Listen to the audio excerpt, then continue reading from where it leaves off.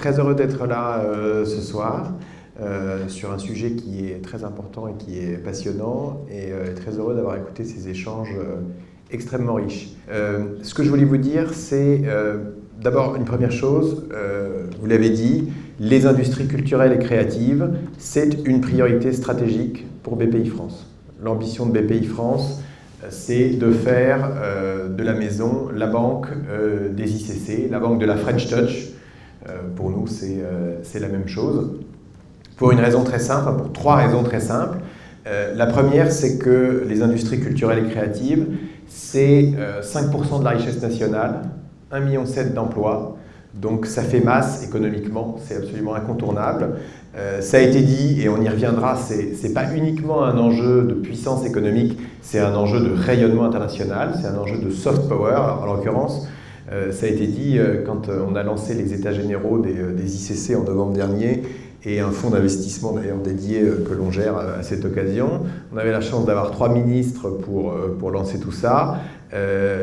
L'économie, la culture bien sûr, et les affaires étrangères. Et le ministre a dit de toute façon, dans le jeu actuel, avec l'Asie, avec les GAFA, le soft power ça n'existe plus, il n'y a plus que du hard power. Donc les ICC c'est un enjeu de hard power, en tout cas de diplomatie économique et de souveraineté culturelle, il ne faut pas avoir peur des mots. Le troisième enjeu, c'est un enjeu de compétitivité. BPI France, c'est la banque au service des entreprises et des entrepreneurs. Et en l'occurrence, dans les ICC, dans la French Touch, des entreprises compétitives, quelles qu'elles soient, des startups, des PME, des entreprises de taille plus importante, on est au cœur du sujet. Ça va des marques de mode qui cochent toutes les cases, qui représentent à la fois une verticale puissante, où on a des entreprises extraordinaires à la fois sur des jeunes marques digitales innovantes, sur des challengers qui se développent à l'international et bien sûr sur nos grands groupes emblématiques, mais la même chose peut être dite dans le cinéma et l'audiovisuel, dans le jeu vidéo, etc., etc. Donc pour toutes ces raisons, on s'est donné une ambition d'écrire cette ligne transversale dans toute la banque au service de la French Touch et des industries culturelles et créatives, avec 3 lignes de conduite. La première, c'est qu'on a essayé de réfléchir un petit peu à ce qu'était la French Touch, les ICC, de quel secteur économique elles se composaient, quels étaient les grands leviers de transformation de ces secteurs. Et on y reviendra parce que quand on fait un effet miroir entre le sujet des ICC en Afrique et en France, on va voir qu'on a quand même un certain nombre d'enjeux qui sont extrêmement communs. On a essayé de regarder aussi quelle typologie d'entreprise on voulait accompagner. Donc ça, c'est la première chose, hein. Il faut avoir des idées, il faut avoir une vision. La deuxième chose, c'est qu'il faut avoir des outils une fois qu'on a la vision. Donc là, c'est la création qui est en cours, hein. C'est work in progress, mais on avance bien, d'un continuum. C'est une notion qu'on aime bien. L'idée de BPI France, c'est d'être capable d'être au service des entreprises et des entrepreneurs et de leur prodiguer, de leur provider à la fois du financement de l'innovation, du crédit, de la garantie bancaire, de l'investissement en fonds propres, de l'accompagnement, parce que l'argent ne fait pas tout, et également de l'accompagnement à l'international. Donc des idées, des outils et évidemment des hommes. Et donc j'ai l'immense plaisir et honneur d'animer dans la maison toutes les équipes qui vont faire vivre ce plan et qui vont se mettre au service des industries culturelles et créatives. Donc voilà le cadre général. Sur le sujet, donc tout ça évidemment avec juste un petit pas de côté homothétique, c'est évidemment, et ça a été dit, quelques chiffres assez édifiants ont été partagés sur le continent africain. Tout ça donne un effet miroir assez fort. Alors je pense qu'il ne faut pas non plus être complètement simpliste. Il y a des enjeux et des challenges qui sont spécifiques, qui ont été largement abordés pendant la table ronde, des enjeux d'infrastructure, des enjeux de cadre réglementaire, de propriété intellectuelle. L'industrie du cinéma et de l'audiovisuel en Afrique n'est pas très réglementée. En France, on a, je pense, l'industrie du cinéma et de l'audiovisuel la plus réglementée du monde. Donc tout n'est pas exactement pareil. Mais au-delà de ces sujets, si on parle de transformation digitale, si on parle de transformation green, de production de contenu à impact, si on parle de développement international, parce qu'évidemment le miroir il marche dans les deux sens, l'international et l'Afrique est un territoire de destination pour les industries culturelles françaises et on l'a dit, pour les contenus locaux, pour la production locale du continent, il y a des enjeux déjà de développement domestique mais aussi d'exportation et de développement international. Donc l'international, le green, le digital, des sujets de structuration aussi de secteurs, ça a été dit mais peut-être pas de manière extrêmement appuyée, mais comme moi je suis quelqu'un d'assez lourdingue, je pense qu'on a un enjeu assez commun. Ce sont des industries qui sont des industries de la création, des industries de l'œuvre de l'esprit. C'est ça qui fait leur valeur, c'est ça qui fait leur charme et leur puissance. Et d'ailleurs, ça a été dit aussi, les industries culturelles et créatives, là pour le coup, on est en miroir parfait, que je pense que c'est d'ailleurs assez universel. Il n'y a pas, là je prêche un peu les convaincus et je prêche un peu pour ma paroisse, mais je pense qu'il n'y a pas d'autre secteur économique au monde qui a un lien aussi fort avec le bonheur intime. On se rend heureux en lisant un livre, en regardant un film, en mettant un beau vêtement, en goûtant un bon plat. Et en même temps, c'est un objet d'intimité et c'est un objet de lien social. Les industries culturelles et créatives, ça réunit, ça crée du lien, c'est des enjeux en effet d'inclusivité, c'est la meilleure barrière à la tyrannie et à la violence. Je partage totalement ce point de vue. Donc tout ça fait quand même énormément d'enjeux communs, ce qui fait que nous, on est là encore une fois pour être des facilitateurs. Il y a aussi le sujet qui est que, quand je dis c'est pas une division union, pardon, hein, c'était pour faire un petit rebond habile de début de discours. C'est pas une évidence. Là, on parle des industries culturelles et créatives, ça a été dit pendant la table ronde, comme si c'était un ensemble cohérent. Ça n'a pas toujours été le cas. Hein, et encore, c'est une construction qui est en cours. Et d'ailleurs, on peut dire que sur ce sujet-là, on travaille beaucoup et le patron de la SACEM fait œuvre quand même de manière très forte pour faire reconnaître les ICC comme un ensemble homogène et puissant. Donc voilà, on fait partie de France Créative que dirige Jean-Noël Tron et on partage tous ces constats. Donc notre enjeu, c'est un enjeu de facilitateur, de faire groupe, d'être plus fort ensemble et de trouver des effets de miroir, à la fois pour les entreprises que l'on accompagne, qui étaient représentées pour certaines à la table ronde précédente et probablement dans le public, pour leurs projets de développement, de partenariat en Afrique, et en même temps de voir aussi comment ça se passe dans l'autre sens. Une des actions du plan stratégique de BPI-France dans les ICC, ça va être d'organiser une grande mission en Afrique en 2021. A priori, donc là je vous l'annonce un peu en primeur, mais c'est le soir ou jamais. A priori au Nigeria, qui nous semble être un territoire intéressant pour ce faire, où on va embarquer une délégation d'entreprises françaises. Donc toutes les candidatures sont les bienvenues, pour aller faire ce qu'on appelle une learning expedition, c'est-à-dire à la fois aller nouer des contacts business sur place, aller explorer des opportunités de marché, mais pas être uniquement en mode conquête, mais être aussi en mode inspiration et en mode écoute, et aller regarder et benchmarker et s'inspirer de toutes les industries culturelles du pays, évidemment le cinéma, mais pas que, le jeu vidéo, la mode, l'animation, etc., etc. Donc c'est au cœur de nos préoccupations et voilà, je suis à votre disposition pour prendre vos questions et vous donner plus de précision et vous dire voilà, que évidemment les ICC sont un levier de développement pour la France, pour l'Afrique, avec des ponts de corde à jeter et à intensifier dans les années qui viennent. Merci de votre attention.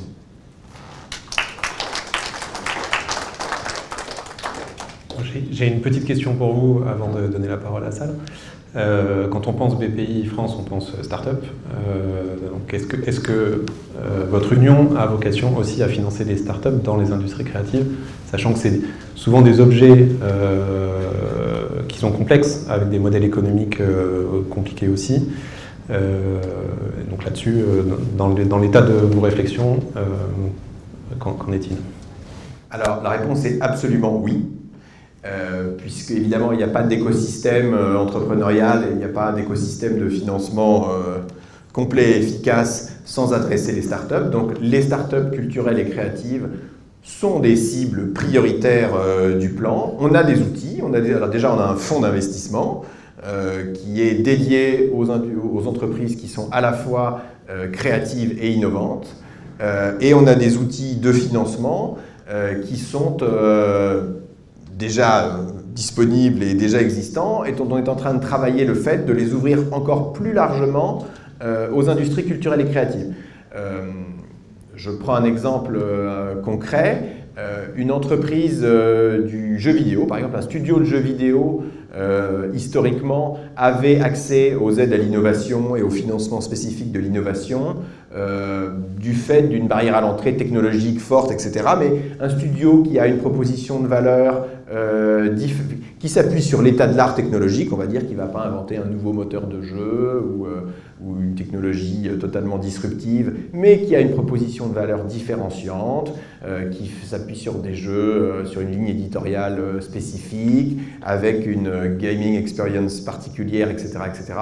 Pour ces entreprises-là, on est en train de craquer le sujet pour leur ouvrir de manière plus large les outils du financement de l'innovation.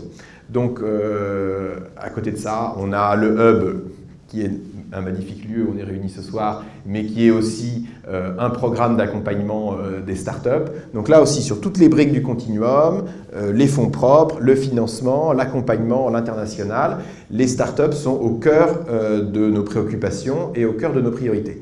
Après, c'est pas parce qu'on est une start-up, comme son nom l'indique, ça commence et ça monte. Donc l'idée, c'est qu'évidemment, on ne pourra pas accompagner toutes les jeunes entreprises qui viennent, toutes les jeunes entreprises culturelles qui viennent de se créer, non pas par sélectivité mal placée, mais simplement parce qu'on est sous contrainte de moyens.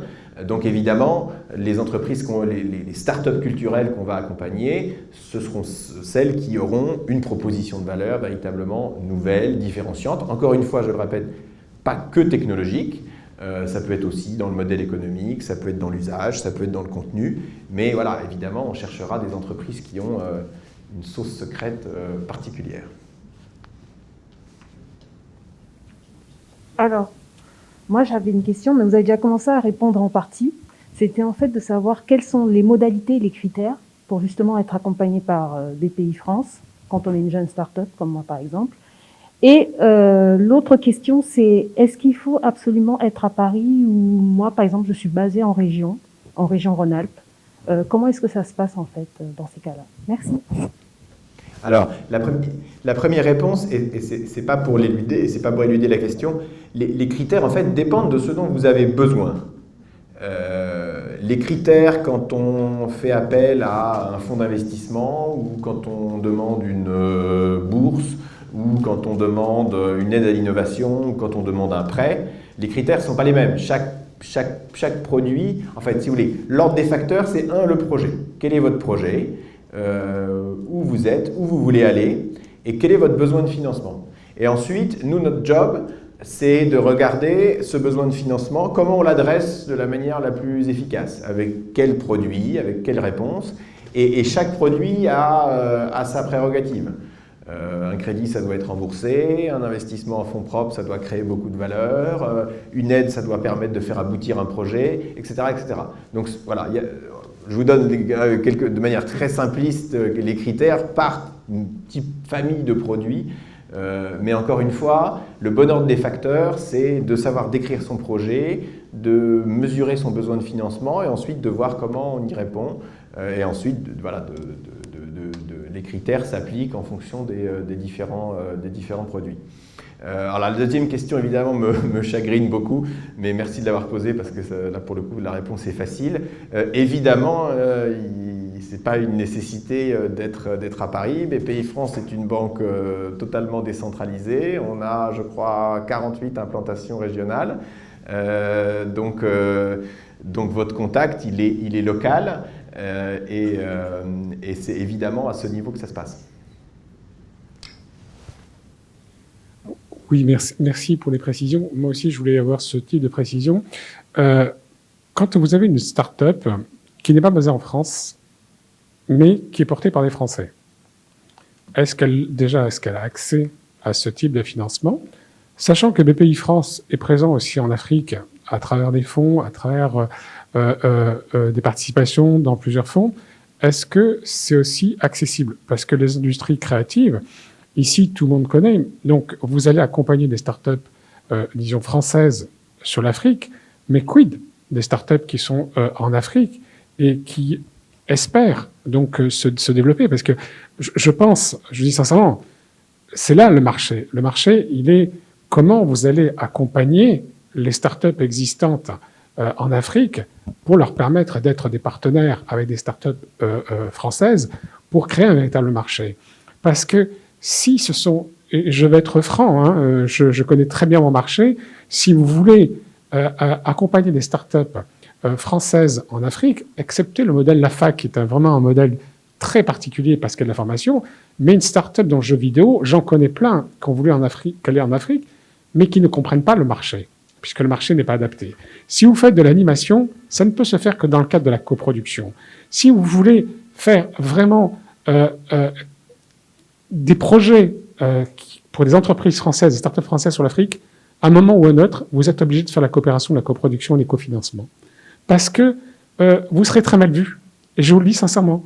Parce que aujourd'hui, vous avez des modèles économiques qui arrivent, notamment si on prend le jeu vidéo, vous avez un programme allemand qui s'appelle Inter-Africa, qui est de la coproduction, où on aide les entreprises des studios africains avec des financements allemands et des studios allemands, où on les accompagne. Et ça marche. Aujourd'hui, il y a à peu près 25 pays africains qui sont rentrés dans Inter-Africa. Vous voyez ce que je veux dire? Donc, si on veut vraiment que la position française et la politique française soient présentes, je pense qu'à un moment ou à un autre, il va falloir qu'on revoie nos modèles. Merci pour cette intervention. Écoutez, la mission de BPI France, elle est quand même relativement vaste et on a une activité assez riche. Elle a néanmoins, comme tout, ses bornes et ses limites. Et c'est vrai que deux de nos bornes, la première, c'est un petit peu comme notre nom l'indique, on soutient des entreprises françaises. C'est déjà une belle mission, mais c'est vrai qu'elle s'arrête là techniquement.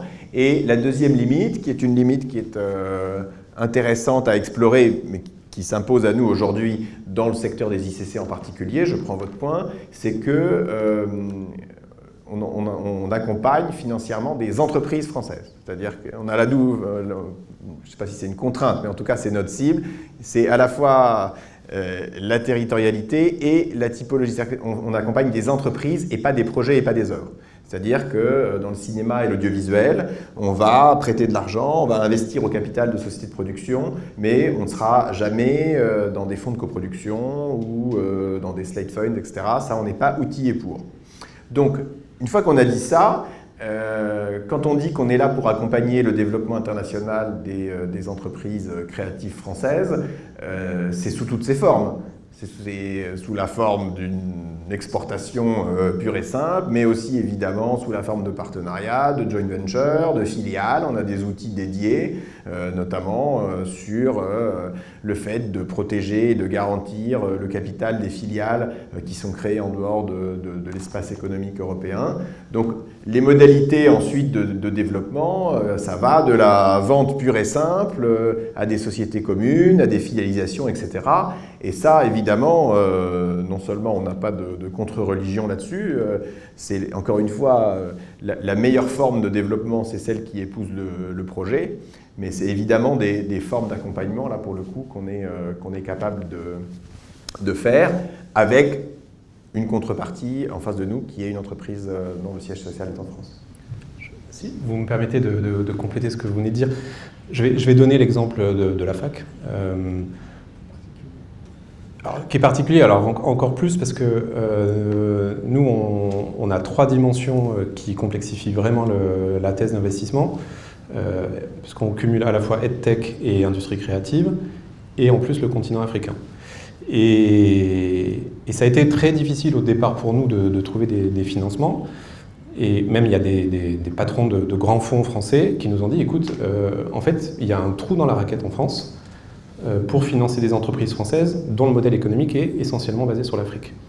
La BPI soutient des entreprises françaises avant tout qui se développent en France, en Europe, et ça fait, bon, il y a quelques temps maintenant, Madame Bébéar a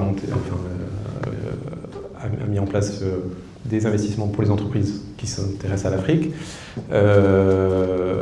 On est allé voir Proparco, qui est le pendant de la BPI, plus pour les pays en développement. Et là, ils nous ont dit, la difficulté qu'on a avec vous, c'est que vous êtes français, et nous, on ne peut pas investir dans des entreprises françaises. On a eu la chance de trouver un partenaire financier, un banquier, qui nous a soutenus, qui se trouve être en plus aujourd'hui partenaire de la BPI sur le fonds que vous gérez, puisqu'on est financé, nous, par l'IFSIC. Et donc on a aujourd'hui accueilli avec beaucoup de satisfaction cette initiative de BPI France d'investir maintenant dans les industries créatives. Donc effectivement, je suis d'accord avec toi, mais les choses évoluent. Et alors nous, on a essuyé les plâtres, mais on voit que les choses évoluent dans le bon sens et qu'il y a de plus en plus d'intérêt pour les industries créatives, aussi pour la headtech. Donc nous, on est persuadés qu'avec un bon modèle économique et tout ce qui est classique dans une thèse d'investissement, des bons managers, un marché qui est en croissance, voilà, il y a de quoi trouver des financements. Ça n'a pas été simple au début et c'est en train de se simplifier aujourd'hui. L'IFSIC, puisque vous le citez, qui est un acteur aussi très important du financement des industries culturelles en France, et dont BPI France est le premier actionnaire. C'est là-dessus aussi que je voulais vous entendre poser la question sur les fonds de fonds. Pardon, sur les fonds de fonds, puisque la BPI est présente dans plusieurs fonds africains. Est-ce que cette démarche intelligente que vous avez dans les industries créatives, vous ne pouvez pas non plus la faire bénéficier aux fonds qui sont en Afrique et qui travaillent en Afrique? Alors, on a une activité de fonds à l'international qui a été précisée. Après, sur les industries créatives, on a un angle, encore une fois, qui concerne aussi le fonds de fonds, mais où on a déjà aussi beaucoup à faire, parce que sur l'écosystème, si on parle de l'investissement en fonds propres, aujourd'hui, l'écosystème de financement en fonds propres des industries culturelles et créatives en France, il existe, mais il n'est pas non plus totalement mature. Donc on a aussi un job à faire sur le fait de structurer et de renforcer tout l'écosystème de financement de la French Touch par les fonds partenaires, comme on a pu le faire il y a quelques années dans le domaine de l'innovation. Merci à tous, merci Monsieur Parpex pour cet éclairage sur la vision de la BPI dans les ICC. Merci.